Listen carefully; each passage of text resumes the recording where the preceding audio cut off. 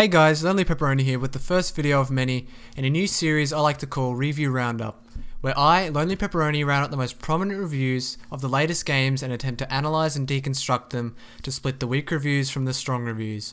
This episode will be looking at 4 different reviews with differing opinions on Monolith's 2017 production of Middle-earth Shadow of War. The reviews we'll be looking at are IGN's Shadow of War review, GameSpot's Shadow of War review, Game Ranks Before You Buy series, and Downward Thrust review titled Great Game But Can't Recommend. The first review we'll look at is IGN, reviewed by Dan Stapleton, as they're probably the most well-known and widely viewed reviewers online at the moment. This review is what you would expect from IGN. It's short, succinct and to the point. At a mere 4 minutes 44 seconds, the review explores all the basic elements of Shadow of War. The review, however, briefly touches on the combat system and heavily relies on the connections made to the Batman Arkham series and Shadow of Mordor, which was the previous game. If I was a newcomer to the series who hadn't played the previous two and I'm just new to the genre, I would want to have a little bit more detail on the basic fundamentals of the combat and skill trees, and slightly less time maybe spent on the Nemesis system, which they heavily spend mentioning. Just because if I was going to play a game like this and put my time into it and I was a newcomer, I really wouldn't want to not have any information on the combat system, which I'd be getting myself into for a number of hours potentially. Just a brief explanation of the new skills and how it takes combat to a next level or something like that would have been welcome in this review, but alas, it's not there.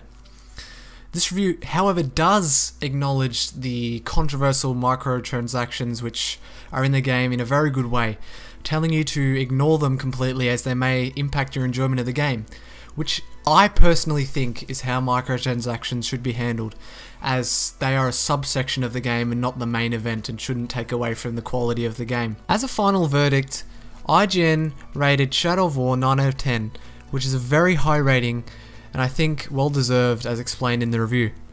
Although some points were not explained to a point which is detailed, as in the combat, I still think this review is good, and it's for someone who maybe has played the Batman games and or Shadow of Mordor, and also experienced gamers who are not beginners to the genre.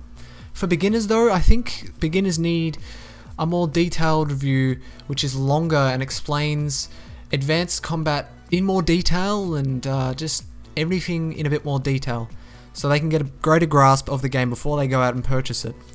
But with that in mind, we'll head on to the next review, which is the GameSpot review. GameSpot's review of Shadow of War by Justin Hayward raises a lot of the same points as the IGN review, minus the mention of microtransactions, but also adds greater points of difference in its detailed explanations of combat chaos and, in their opinion, a lackluster campaign, which has caused controversy among viewers in the comments section of the video.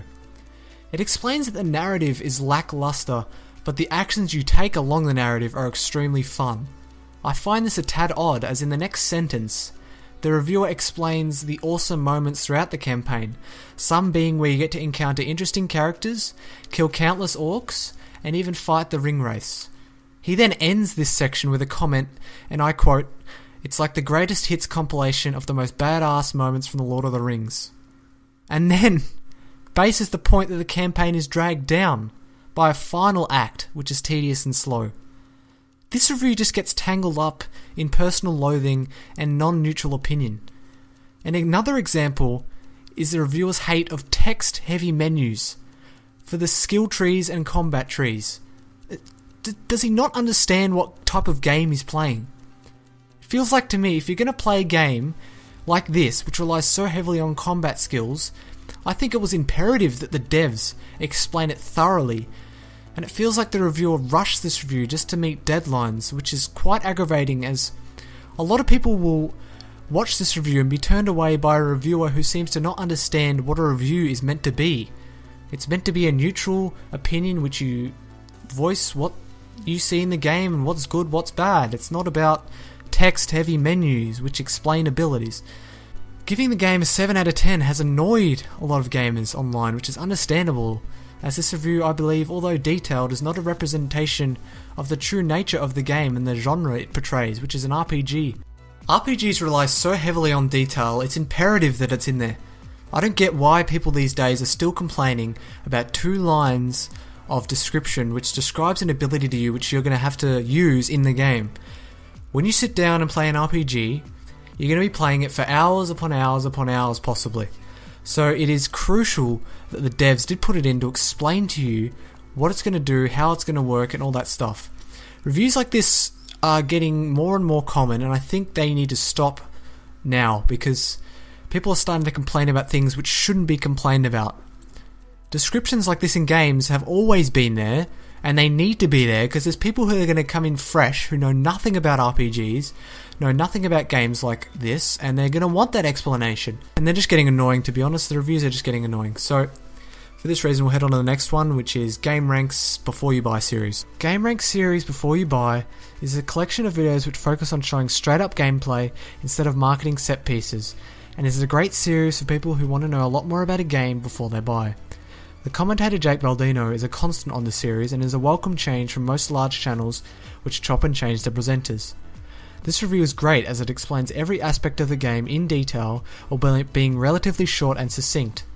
He does mention, however, how the game feels probably too easy early on, which he then recommends players who played the previous game should probably play on hard, which is great since it allows both experienced and beginner players to take something out of the review. He also relates gameplay elements to a wide array of other games, which I find refreshing, since most other reviews only reference Shadow of Mordor and the Batman Arkham series. A large section of the later part of the video is spent towards explaining the microtransactions in detail and their flaws. Although he does explain they can be ignored, he also explains how there are many ad pop-ups in the game which encourage you to spend real money to buy things which can be easily achieved in-game, and due to this fact, he believes that it darkens an already good game. I really enjoy this review and like it as I'm a fan of Game Ranks content. I feel like when they produce something, it's true gamers that are making and playing the content and reviewing the games. This is a great video for anyone wanting to know about Shadow of War, and a great video in general. Now it's time for the final review in this series for the first episode, and we're going to be looking at Downward Thrust's review of Shadow of War. Downward Thrust is a YouTuber who does lists and lots of commentary on his personal thoughts on the gaming industry, so this review is really interesting for me, so we'll head into that now. Downward Thrust Shadow of War review, titled Great Game But Can't Recommend, is a great in-depth view at all the in-game systems, including the buttery smooth controls and combat, and the lovable but sometimes intimidating Nemesis system. A main point of the video is the fact that everything outside of the Nemesis system feels like filler, with the exception of a few side quests which link to the previous game Shadow of Mordor. Yet again, we see another reviewer here address the microtransactions, but in relation to the final campaign act. We see a new perspective, as he mentions and explains in detail that players who do not grind side quests throughout the game would be screwed in the final act of the story, as they would not be able to progress because they would not have the required in-game currency. In turn, the devs would encourage the player to buy in-game currency with IRL cash, which is just bad, and I think we're seeing a theme develop here. In the end, he says the game's good, but it's being pulled down by overfluffed features and an endgame story which leaves much to the imagination, as well as the dreaded microtransactions. This review touches every good and bad aspect of Shadow of War, and at its core, it's honest. When you watch this video, you won't feel like you've missed a point. Everything is explained and in detail, both the pros and the cons. This comes to the end of the 4 reviews, so in turn we're actually done with the video now, so what can I say? Thanks for watching, guys. I hope you enjoyed. If you want more videos like this, leave a like and a comment or subscribe, and I'll see you in the next one.